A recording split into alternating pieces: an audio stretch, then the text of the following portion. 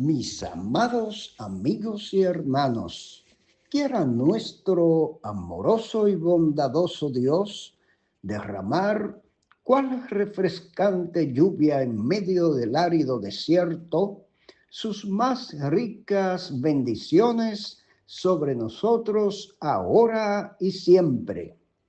Reciban nuestra cordial gratitud por la gentileza de permitirnos compartirles estos breves minutos de saludable alimento para el alma, rica nutrición para la mente y fresco refrigerio para el espíritu.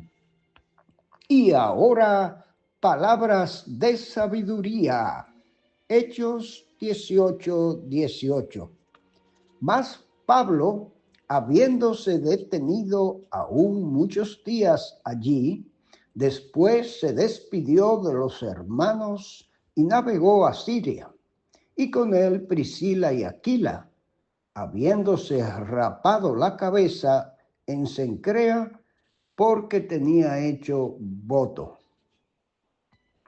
En la continuidad de nuestro deleitoso recorrido por el capítulo 18 del libro de los Hechos del Espíritu Santo a través de los apóstoles, hoy nos corresponde hacer una paradita en los versos 18 al 23, contando siempre con los comentarios sustanciosos de Matthew Henry y con los de don Rubén Vera.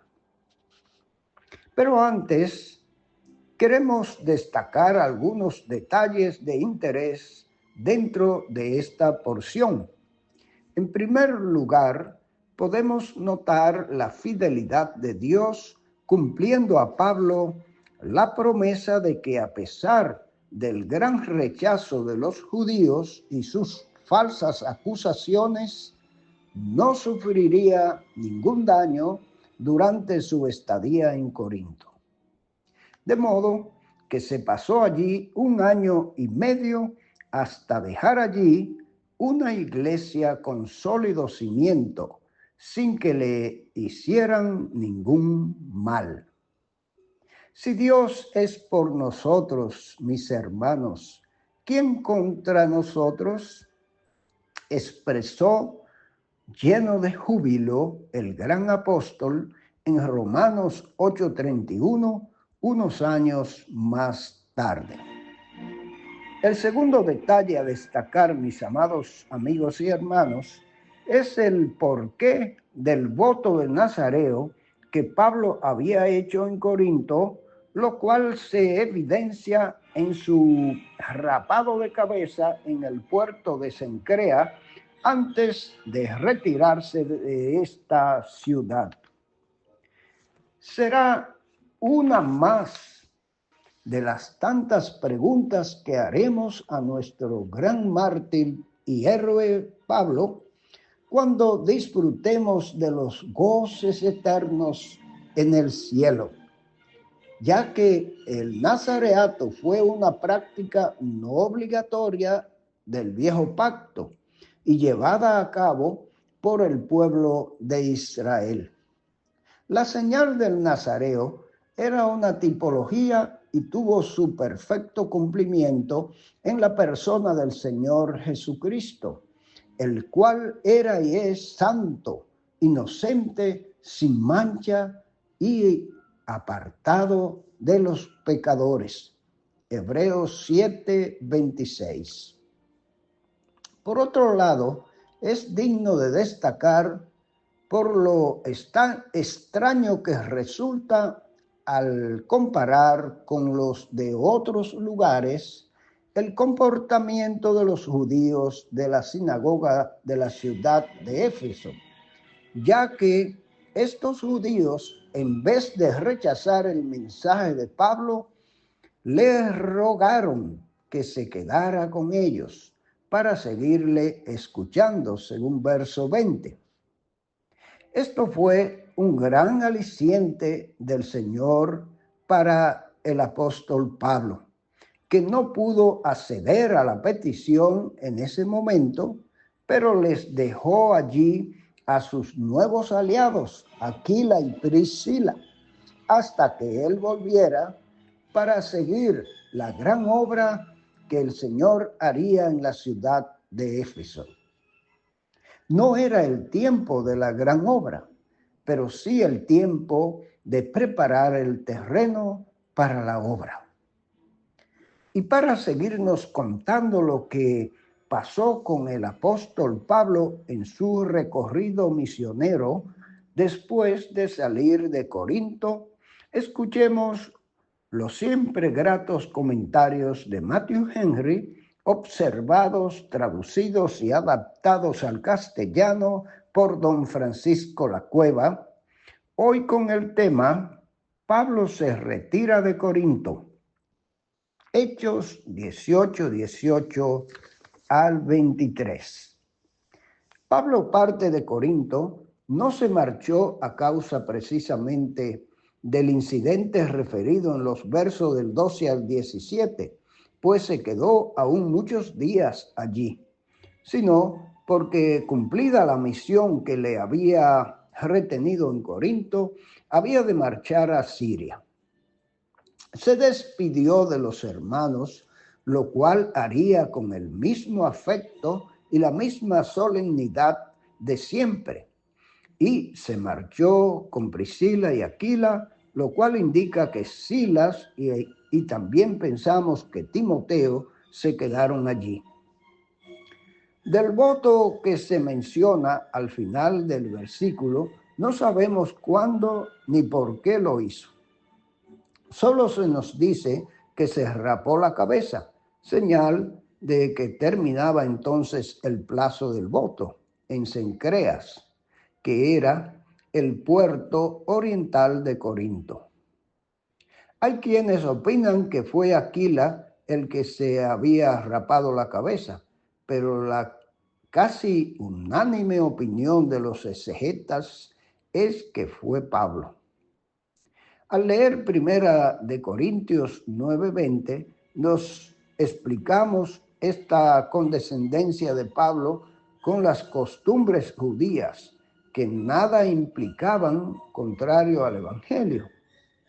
Pablo llega a Éfeso, metrópoli de Asia Menor, de paso para Jerusalén. En Éfeso dejó a Priscila y Aquila, pues podían ser de mucho provecho en aquel lugar. Pero antes de marcharse, entrando en la sinagoga, discutía con los judíos, según verso 19. Aunque se había despedido con mucho enojo en Corinto de los judíos de la sinagoga a causa de la extraordinaria oposición y de las blasfemias de ellos, no por eso dejaba de visitar primero las sinagogas de los judíos en todas las ciudades donde las había. Por cierto, estos judíos de Éfeso se portaron con Pablo mejor que en otros lugares, pues les rogaban que se quedase con ellos por más tiempo. Y si él no accedió, fue porque le urgía marchar a Jerusalén para asistir allí a una de las fiestas, de las grandes fiestas judías, aunque no se especifica cuál de ellas. Pero les prometió volver si Dios quiere, así le dijo. La visita de Pablo a Jerusalén, una visita tan corta que no se menciona, sino que subió a saludar a la iglesia, que fue la de Jerusalén, se deduce no solo por los verbos subió y descendió, sino también por la mención de Cesarea, ya que no había necesidad de desembarcar allí si hubiese ido directamente a Antioquía de Siria. El aumento de nuevos amigos no debe hacernos olvidar los viejos amigos, sino que ha de ser un placer para nosotros volver a visitarlos cuando se presentare la oportunidad. Serían unas horas de gozosa comunión con alabanzas al Señor por el fruto de las labores del apóstol cuando él llegó a Jerusalén. A continuación, se nos da un breve resumen de la nueva visita que giró. El tercer viaje del apóstol Pablo se inicia aquí, entre los años 53 al 58, por la región de Galacia y de Frigia, después de estar según algún tiempo en Antioquía.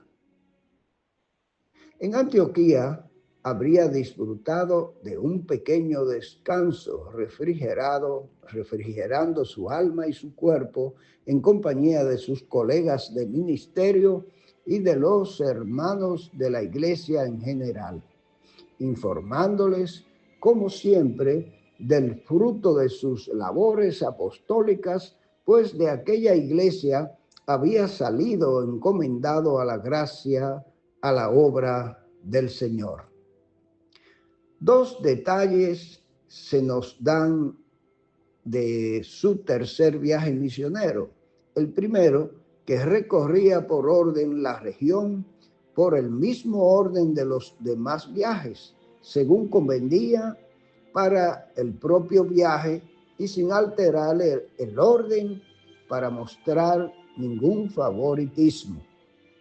Y el segundo detalle, fortaleciendo a todos los discípulos. Los discípulos de Cristo necesitan ser animados y fortalecidos, y es deber de los ministros de Dios fortalecer a los creyentes, dirigiéndolos a Cristo, cuya fuerza se perfecciona y muestra toda excelencia de su poder en nuestra debilidad.